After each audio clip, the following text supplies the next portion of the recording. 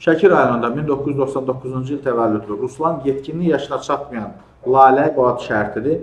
Evlənmək məqsədi ilə qaçırıb və ondan deməli münasibətdə olub və bu barədə Telegrafın əldə etdiyi məlumata görə Ruslan müddətdən artıq hərbi xidmətdə olarkən 2021-ci ilin avqust ayının sonlarında TikTok sosial şəbəkəsi vasitəsilə tanış olduğu Kürdəmir rayonu sakini Lalə ilə evlənmək qərarına gəlir və bu məqsədlə 2021-ci ilin sentyabrında deməli saat 14 radələrində könüllü razılığına əsasən Kürdəmir rayonunda kirayədə yaşadıkları evdən Şəki rayonunun kəndinə valideynlərin evinə gətirir həmin bu qızı və həmin gün saat 22 radələrində Lalənin 16 yaşına çatmadığını bilə-bilə belə bir münasibət yaşanır və sonradan onların münasibətləri korlanır və ayrılana qədər, yəni 2023-cü ilin mart ayının ortalarına qədər həmin evdə mütəmadi olaraq dəfələrlə deməli belə yəni ər-arvad münasibətləri yaşayırlar və istintaq orqanı tərəfindən Ruslanın barəsində Cinayət Məcəlləsinin 152.1-ci maddəsi ilə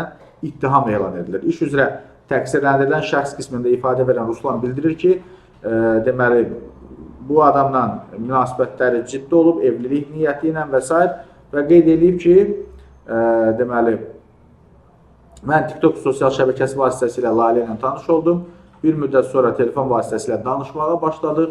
Ondan sonra artıq fikrim ciddi olduğu üçün onun yaşadığı Kürdəmir rayonuna getdim. Məni xoş qarşıladılar. Oturub söhbət etdik, yaxından tanış olduq. Mən getmək istəyəndə Lalənin anası bildirdi ki, artıq gecdir, istəsən bizdə qala bilərsən. Gecəni onlarda qaldım. Təzəcə yerimə girmişdim ki, Lalə yatdığım otağa gəldi və belə bir münasibət belə deyək yarandı. Təqsirləndirən şəxs qeyd edir ki, bundan sonra artıq belə deyək Laləgildə belə bir münasibət baş verib və ümumilikdə yekun qərarı sizə çatdırıram dəyərli izləyicilər. Diqqətlə oxuyaq. Şəki Apellyasiya Məhkəməsinin qərarı ilə dövlət ittihamçısının protesti təqsirləndirilən şəxsi müdafiəçisinin şikayəti təmin olunmayıb. Və nə baş verir? Hökmdən tərəf narazı qalır dəyərli izləyicilər və protest verir. Amma bütün hallarda burada söhbət nədən gedir? Tək hərbiçidən getmir ümumiyyətlə.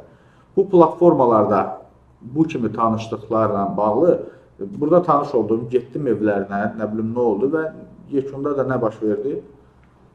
Adamla bağlı cinayət iş açılıb və belə bir vəziyyətdə yəqin ki, işini də itirmiş olacaq hər halda.